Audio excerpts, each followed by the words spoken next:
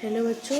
तो आज हम बात कर रहे हैं class 12th vector and 3D chapter की mathematics which is a part of term 2 class 12th। तो सबसे पहला टॉपिक अकॉर्डिंग टू एनसीईआरटी जो कि हमारे एग्ज़ाम में आ रहा है वो है डायरेक्शन कोसाइन। ठीक है, डायरेक्शन कोसाइन क्या होता है अभी हम बताते हैं आपको।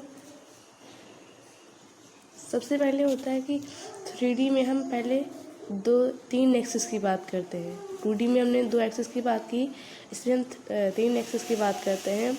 इफ़ सपोज़ ये ओरिजिन है, ओरिजिन से हमने कोई पॉइंट पी लिया, ठीक, OP वेक्टर मीन्स हाँ इसकी डायरेक्शन ये है।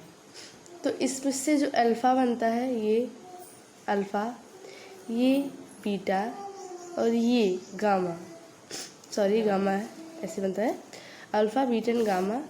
इसका जो रिलेशन होता है किसके साथ, डायरेक्शन ऑफ कोसाइन का जो रिलेशन होता है विद द एंगल वो होता है cos square alpha plus cos square beta plus cos square gamma is equal to 1। Cos square क्या होता है कि यहाँ से जब हम ऐसे रफली इसे अटैच करेंगे इसे,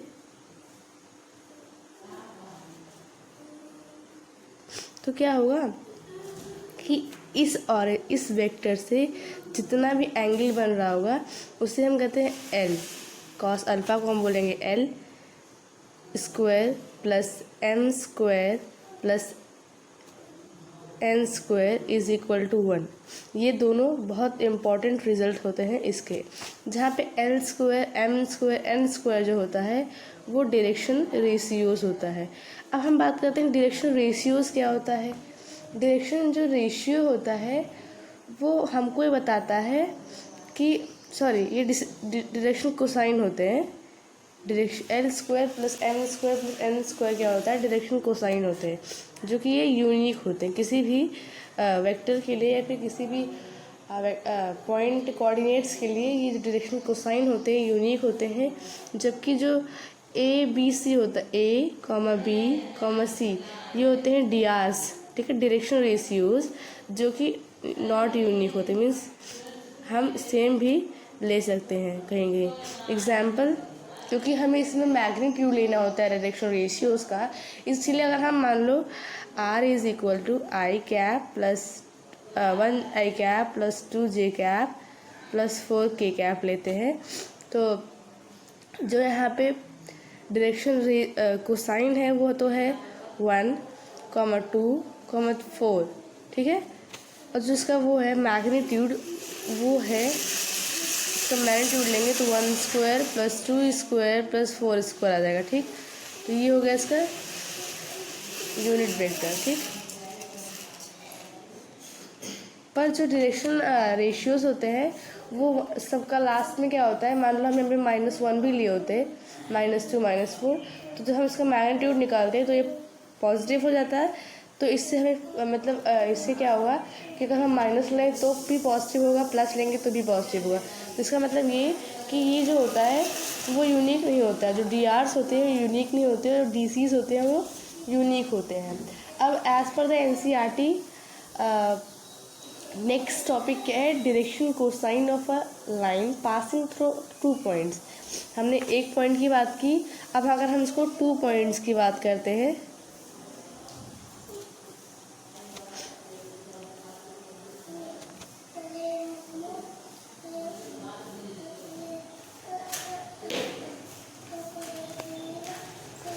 तो क्या होता है कि जैसे हमने डिस्टेंस फार्मूला सीखा था क्लास 10th में, डिस्टेंस फार्मूला के अकॉर्डिंग क्या होता है कि ये फार्मूला ऐसे होता है, रूट लगाते हैं ओवरऑल रूट, उसके बाद होते हैं x2 माइनस x1 का whole square plus y2 minus y1 का whole square plus z2 minus z1 का होल स्क्वायर। ये होता है डिस्टेंस फार्मूला। इसको हम कैसे ले सकते हैं, डायग्राम के थ्रू। ऐसे मैंने ड्रॉ किया, ऐसे ड्रॉ किया, ठीक। अब हमको है direction cosine passing through 2 points. मान लो एक ये है, ठीक, एक मान लो यहाँ पे P है और एक मान लो यहाँ पे Q है, ठीक है। ये P है, ये Q है, तो इसके बीच में हमको डायरेक्शन कोसाइन अगर इन दोनों लाइन्स के बीच में निकालना है तो मान लो इसका कोऑर्डिनेट 1, 2, 3 है, इसका 4,5,6 है। तो इसका हम x2 माइनस x1 करेंगे, y2 माइनस y1 करेंगे, z2 माइनस z1 करेंगे, तब उसका रेशियोज हमको पता चलेगा। अब यहाँ पे हम इसका एंगल ले लेंगे अल्फ़ा, बीटा, गामा। तो इसके बाद हम अगर इसका हम कॉस अल्फ़ा निकालेंगे, कॉस अल्फ़ा, कॉस बीटा और कॉस गामा, ठीक है, निकालेंगे। तो इस यहाँ से क्या होगा, मान लो से ड्रॉ किया तो कॉस का फॉर्मूला क्या होता है, बेस अपॉन हाइपोटेनस, ठीक है। तो बेस क्या होता है, मान लो इसको हम मान ले ओ है यहाँ पे ए है, ठीक है।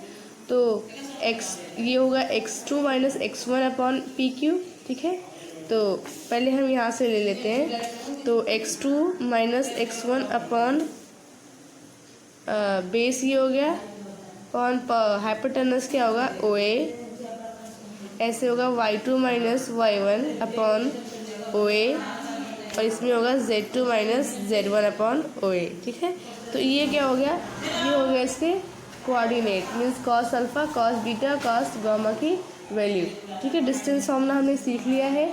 इसके बाद एक पॉइंट है एनसीईआरटी में कि the direction ratios of line segment joining P x1, y1, z1 and Q can be as x2।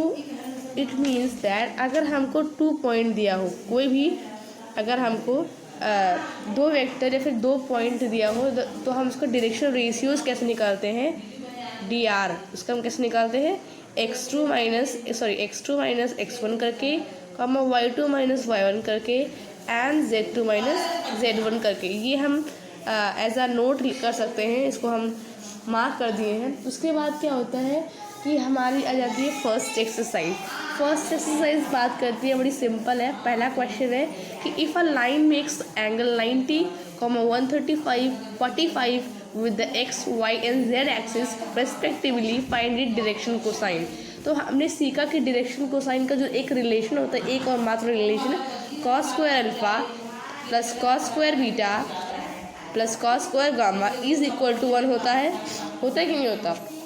तो उसमें क्वेश्चन में मेंशन है कि जो 90 डिग्री है वो x है, तो मतलब कॉस स्क्वायर अल्फ़ा जो है, अल्फ़ा इज इक्वल टू कितना है, x, ठीक है, मतलब 90 है। तो हम यहाँ से क्या मालूम कर सकते हैं, तो जो यहाँ पे आएगा कॉस की अल्फ़ा की वैल्यू, कॉस 90 कितना होता है, 0 होता है, ठीक। तो यहाँ पे जो अल्फ़ा की वैल्यू आएगी वो 0 हो जाएगी। उसके बाद यहाँ पे हम कॉस बीटा मालूम करेंगे, जिसको 135 होता है, जिसको हम लिख सकते हैं 90 प्लस 45, ठीक, इसको हम लिख सकते हैं। तो यहाँ पे बीटा की वैल्यू आ जाएगी -1/√2, ठीक। ऐसे यहाँ पे गामा की वैल्यू निकालेंगे तो इसका 1/√2 आएगा, क्योंकि इसका एंगल दिया है 45, तो cos 45 इज इक्वल टू 1/√2 होता है। अब सेकेंड क्वेश्चन, इम्पॉर्टेंट क्वेश्चन क्या इसमें है कि हमको जब 3 पॉइंट्स दिए होते हैं तो हम कोलिनियर शो कैसे करते हैं।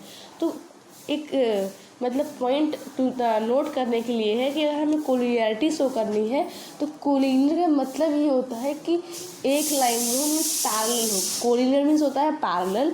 और अगर हमको पैरेलल शो करना है तो उनके जो डायरेक्शन रेशियोज होते हैं आपस में वो होते हैं प्रोपोर्शनल, ठीक है। फॉर एग्जांपल हम क्वेश्चन नंबर 4 लेते हैं एनसीईआरटी का। तो पहला पॉइंट दिया है 2, 3, 4, फिर दूसरा पॉइंट दिया है -1, -2 एंड 1, तीसरा दिया है 5, 8, 7। अब हमको पता करना है कि कोलिनियर कैसे, तो इसको हम A, इसको B और इसको C ले लेते हैं। तो हम अगर AB निकालेंगे तो हमने फॉर्मूला सीखा कि अगर हम 2 पॉइंट्स दिए होते हैं तो उसका हम direction ratios x2 minus x1, y2 minus y1 से निकालते हैं। तो यहाँ पे -1 -2 होगा -3, ठीक। उसके बाद y2 माइनस y1 करेंगे तो हो जाएगा -5, z2 माइनस z1 करेंगे तो हो जाएगा -3, ठीक है, ये हो गया। ऐसे ही हम निकाल लेंगे BC को, ठीक है। उसके z2 x2 माइनस x1 करेंगे तो बस 6, फिर होगा 10, फिर होगा 6, ठीक है, ऐसे ही निकाल लेंगे। अब हम या तो ऐसे निकाल लें, फिर AC भी निकाल के तीनों प्रोपोर्शनल कर दें या फिर दोनों का प्रोपोर्शनल कर देंगे तो भी सही होगा। तो यहाँ पे प्रोपोर्शनैलिटी जो है वो सामने आ रही है। AB/BC करेंगे तो -1/2 आ रहा है, 3 1 जा 3, 3 2 6, कॉमा 5 × 5, 5 × 10, -1/2 और -3 × 3 should do 6। तो जब ये होगा जिसका रेशियोज जो है वो आपस में प्रोपोर्शनल है, तो it means hence it is prove that it is collinear. ठीक है, ये प्रूफ हो चुका है। ठीक है, इसके बाद हम बात करते हैं नेक्स्ट पॉइंट की, जो कि है equation of a line in a space. अभी हमने बात की थी कि कैसे एक पॉइंट को, हाँ, तो हम बात करते हैं equation of a line in a space की। पहला है कि a line is uniquely determined. हम कैसे भी जो लाइन है उसे डिटरमाइन कर सकते हैं। पहला है कि या तो एक पॉइंट दिया हो, ठीक है, एक पॉइंट या तो दिया हो, ठीक है, एक पॉइंट हो, कोई कोऑर्डिनेट हो और एक पैरेलल वेक्टर दिया हो। ठीक है, तो इससे हम पहले निकाल सकते हैं, मतलब रिलेशन एक यूनिक लाइन की। और दूसरा होता है कि हमको 2 पॉइंट अगर दिया हो तो हम लाइन को डिफाइन कर सकते हैं। ठीक है, तो पहले हम बात करेंगे equation of a line through a given point, means इसे हम कहते हैं हैशटैग पॉइंट पैरेलल फॉर्म। ठीक है, पॉइंट पैरेलल फॉर्म, इसे हम कहते हैं पॉइंट पैरेलल फॉर्म।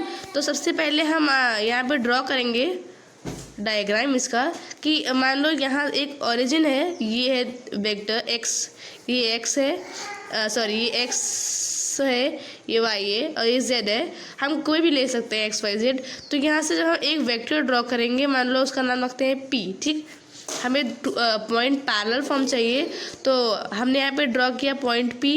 अब हमें ड्रॉ करना है एक और पॉइंट। ठीक, यहाँ पे हमने एक वेक्टर किया ऐसे, ठीक है, ये जा रहा है, इसका डायरेक्शन ऐसे है, तो इसके पैरेलल एक हम और वेक्टर ड्रॉ करेंगे।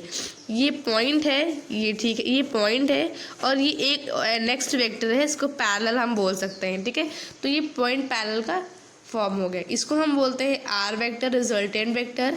ये है ए वेक्टर, ये है यहाँ पे ए, ये है पी और ये है बी वेक्टर, नेक्स्ट वेक्टर जो कि पैरेलल है वेक्टर ए के। ठीक है, तो यहाँ से हम क्या निकाल सकते हैं, इसका जो निकल सकता है, हम यहाँ पे पाइथागोरस थ्योरम लगाते हैं। तो एज पर द थ्योरम, जो ए पी वेक्टर है, ए पी जो वेक्टर है is equal to O P vector. हमने ट्राइंगल ऑफ एडिशन पढ़ा होगा क्लास वेक्टर में, इसी क्लास 10th में पढ़ा था थोड़ा बहुत, बाकी 12th में पढ़ा है भी इसके पहले वेक्टर्स में।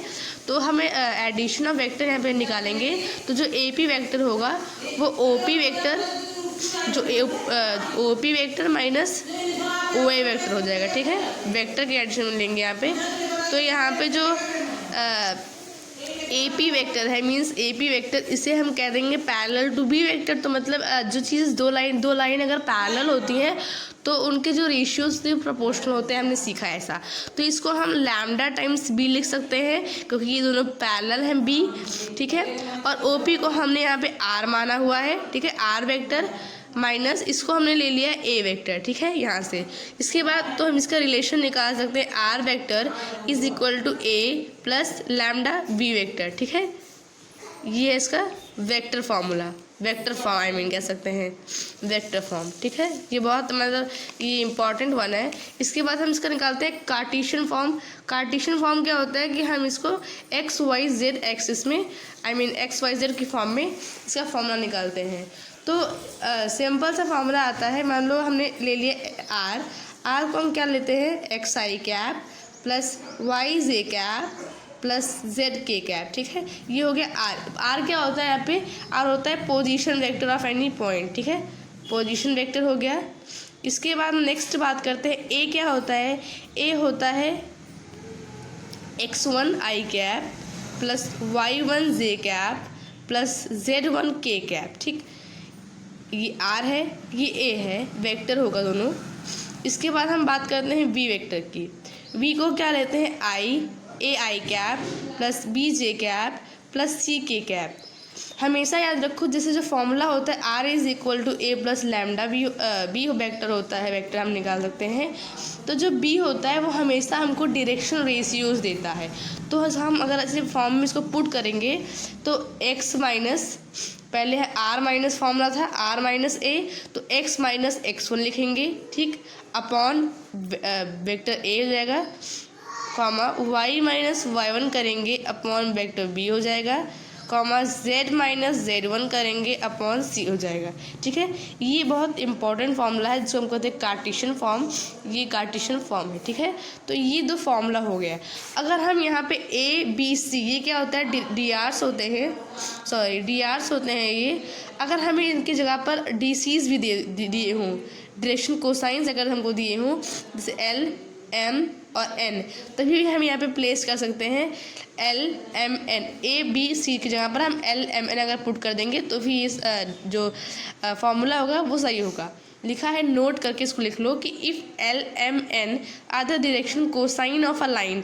अगर हमको ए बी सी नहीं दिया है क्वेश्चन में, मतलब बी की वैल्यू नहीं दी है और डायरेक्शन कोसाइन दे दिया है, तभी भी हम कार्टेशियन फॉर्म निकाल सकते हैं एल एम एन या फिर डायरेक्शन कोसाइन की वैल्यू पुट करके। ठीक है, तो आई होप ये क्लियर होगा। नेक्स्ट भी बात करते हैं equation of a line passing through 2 points. हमने क्या बात की, पॉइंट पैरेलल फॉर्म। एक पॉइंट हमको दिया था और एक वेक्टर दिया था जो कि उस पॉइंट के पैरेलल था। अब हम नेक्स्ट बात करते हैं equation of a line, equation of line passing through 2 points, passing through 2 points. ठीक है, 2 पॉइंट्स जब पास करते हैं तो कैसे, मतलब जो इक्वेशन बनती है वो बनती है। तो सबसे पहले हम एज ऑलवेज डायग्राम ड्रॉ करते हैं। ये एक इम्पॉर्टेंट नोट है कि हम कभी भी एग्ज़ाम में या फिर टेस्ट में कभी भी हमको अगर 3D का क्वेश्चन या वेक्टर का क्वेश्चन आता है तो हमको सबसे पहले डायग्राम ड्रॉ करना होगा। उससे हमको क्लियरली पता चल जाता है कि इस क्वेश्चन में कैसे कैसे मतलब प्रोसीड करना है, सबसे पहले कौन सा स्टेप लगाना है, और आपका उस वक्त 50% ऑफ द क्वेश्चन ओवर हो जाता है। ठीक है, तो मान लो यहाँ पे x इसको हम x मान लेते हैं, इसको y, और इसको हम z एक्सिस मान लेते हैं। ठीक है, तो हमने एक पॉइंट यहाँ लिया, ठीक है, एक इस एक्सिस में लिया और एक इस एक्सिस में लिया, और हमने इन तीनों को एक वेक्टर से ज्वाइन कर दिया। ठीक है, ये हो गया। इसको b ले लेते हैं पॉइंट, इसको ले लेते हैं p और इसको ले लेते हैं a। ठीक है, इसको हम लेंगे x1, y1, z1, इसको लेंगे x, y, z, इसको लेंगे हम x2, y2, z2। ठीक है, इसमें से आप कोई भी ले सकते हैं, x y z, तो आप पे डिपेंड करता है।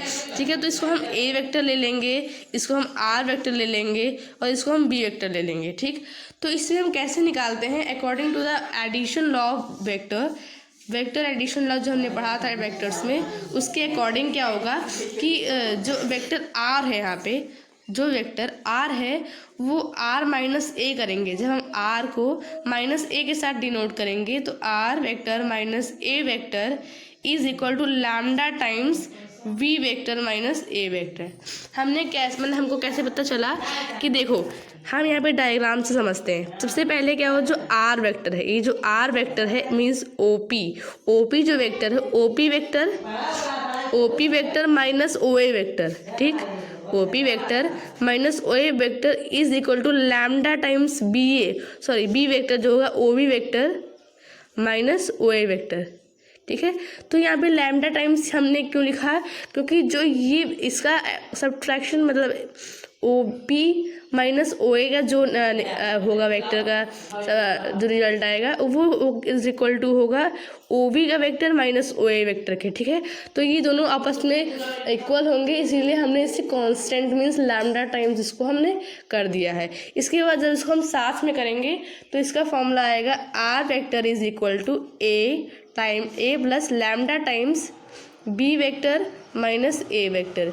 इसे हम कहते हैं vector form of equation, vector form of equation इसे हम कहते हैं। अब हम इस पे आते हैं कार्टेशियन फॉर्म इक्वेशन पे। अब हम सीधे आएंगे कार्टेशियन फॉर्म पे, तो जिसको हम डिफाइन करते हैं दैट, हाँ, तो कार्टेशियन फॉर्म क्या होता है, मान लो r वेक्टर दिया होता है x i cap plus y j cap plus z k cap. मान लो हमको r वेक्टर दिया हुआ है, a वेक्टर दिया होता है x1 i कैप।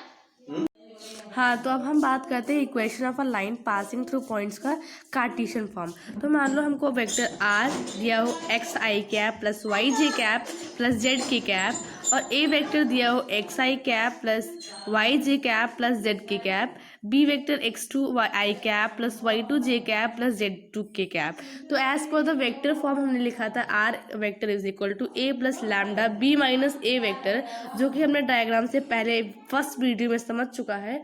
तो उसके बाद हम अगर उसकी वैल्यू सब्स्टिट्यूट करेंगे a r और b की, तो हमको मिलेगा हम अगर सब्स्टिट्यूट करते हैं तो यहाँ पे मिलेगा x1 plus lambda times of x2 minus x1 y is equal to y1 plus lambda times of y2 minus y1 plus comma z is equal to z1 plus lambda times z2 minus z1। ये हम substitute करते हैं। इसके बाद हमको मिलता है यहाँ पे अगर हम लैम्डा टाइम को सब्स्टिट्यूट करेंगे तो हमको मिलेगा x minus x1 upon x2 minus x1। ठीक है, ऐसे ही y minus y1 upon y2 minus y1 is equal to z minus z1 upon z2 minus z1। ये हमको मिल गया कार्टेशियन फॉर्म ऑफ इक्वेशन। ठीक है, ये भी काफ़ी इंपॉर्टेंट होता है। ठीक है, ये हम नोट करके ऐसे लिख सकते हैं। उसके बाद हम बात करते हैं एंगल बिटवीन टू लाइंस, जो है वो हमारे CBSE से कट चुका है इस बार, तो हम उस पर चर्चा अभी नहीं करेंगे। ठीक है, नेक्स्ट टॉपिक क्या है हमारा? नेक्स्ट टॉपिक है, एक छोटा सा पॉइंट है कि मान लो अगर two direction means two lines अगर दिया हो, उसको नोट करके आप लिख लेंगे कहीं पर। टू लाइन अगर दिया हो, two lines with direction ratios, अगर हमको डायरेक्शन रेशियोज दिया हो, DRs से हम कहते हैं। ठीक है, A1 B1 C1 और A2 B2 C2।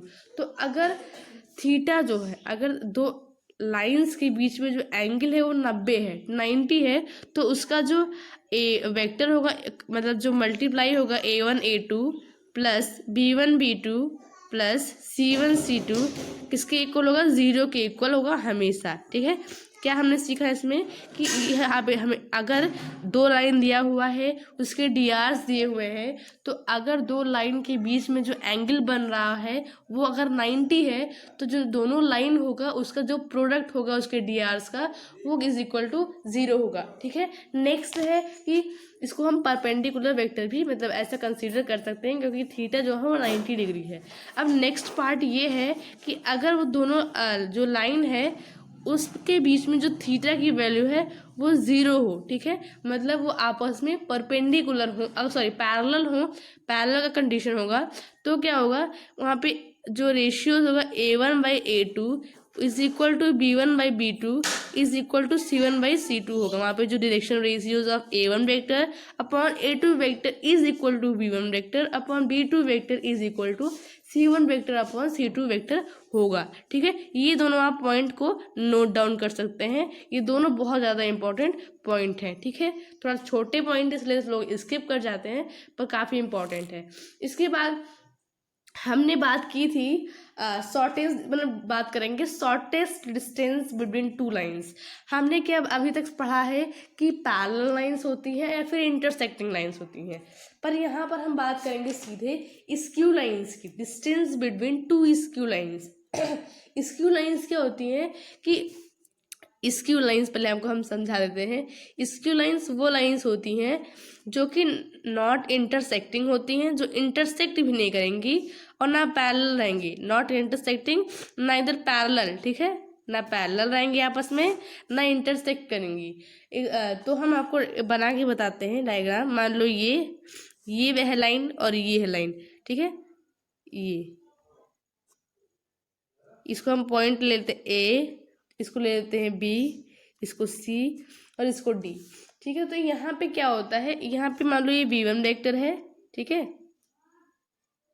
ये लाइन L2 है, ये लाइन L1 है, ये B2 वेक्टर है, ये है B1 वेक्टर। ठीक है, तो यहाँ पे B1 और B2 अलग अलग दिया है, तो इसका जो हम कॉस थीटा या फिर मैग्नीट्यूड निकालेंगे n cap is equal to B1 cross B2। ठीक है, यहाँ पे हम डॉट प्रोडक्ट निकालेंगे। हमने सीखा था जब दो लाइंस के बीच में हम शॉर्टेस्ट डिस्टेंस निकालेंगे तो इसका मतलब परपेंडिकुलर डिस्टेंस, और वेक्टर में क्या होता है कि परपेंडिकुलर डिस्टेंस अगर हम निकालते हैं आपस में दो या तीन लाइंस के बीच में, तो वहाँ पर हम क्रॉस प्रोडक्ट करते हैं। ठीक है, तो B1 क्रॉस B2 हो जाएगा और इसका मैग्नीट्यूड हो जाएगा B1 इंटू B2। ठीक है, ये पहला पॉइंट है, इसको हम पहले करेंगे। इसके बाद क्या होगा कि टोटल जब निकालेंगे थीटा मीन्स कॉस थीटा फिर डिस्टेंस निकालेंगे तो वहाँ पर होगा A2 वेक्टर।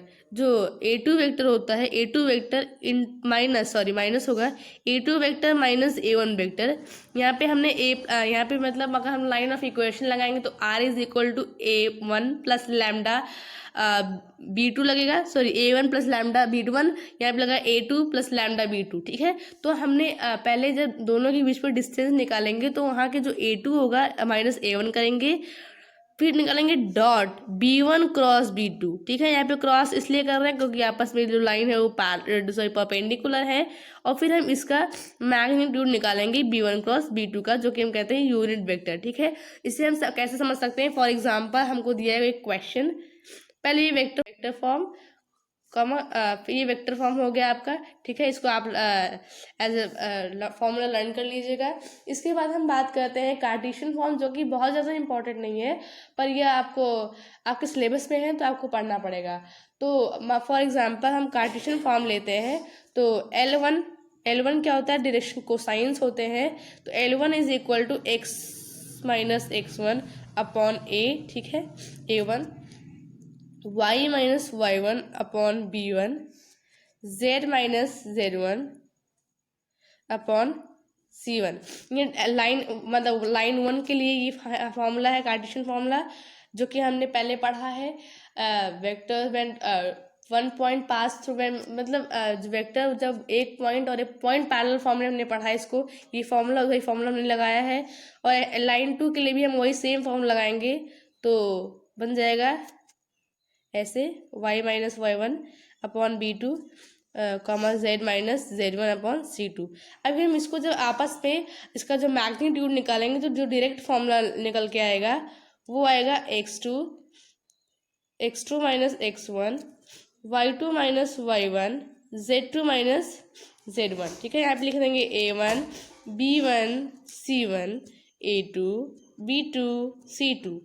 अब हमको ऐसे लर्न कैसे करना है, सब बच्चे कहते थे बड़ा फॉर्मूला है लर्न कैसे करना है, तो हम एक स्टेप बताते हैं आपको लर्न करने का। पहले आप ऐसे लिख लेंगे, ठीक है, इसको एज इट इज उतार लेंगे। ठीक है, यहाँ पे आपने A1 के साथ B2 को मल्टीप्लाई किया है। ठीक है, सबसे पहले क्या करेंगे, सबसे पहले हम करेंगे सबसे पहले हमने मल्टीप्लाई करेंगे तो यहाँ पे आएगा B1। ठीक है, B1 C2 minus B2 C1 का होल स्क्वायर। ठीक है, आप पहले कभी किसी को भी मल्टीप्लाई कर सकते हैं, plus C1 A2 minus C2 A1 का whole square plus A1 B2 minus A2 B1 का होल स्क्वायर। ठीक है, इसको जब आप मल्टीप्लाई करेंगे तो इसका रिजल्ट ये आएगा। ठीक है, तो इसको आप कर सकते हैं। ठीक है, हाँ, ये हो गया आपका कार्टेशियन फॉर्मूला। अब हम बात करते हैं जैसे एक क्वेश्चन ले लेते हैं, यहाँ पे हम वेक्टर स्क्यू लाइंस के बेस पर वेक्टर फॉर्मूला इजीली यूज़ कर लेंगे, वो ज़्यादा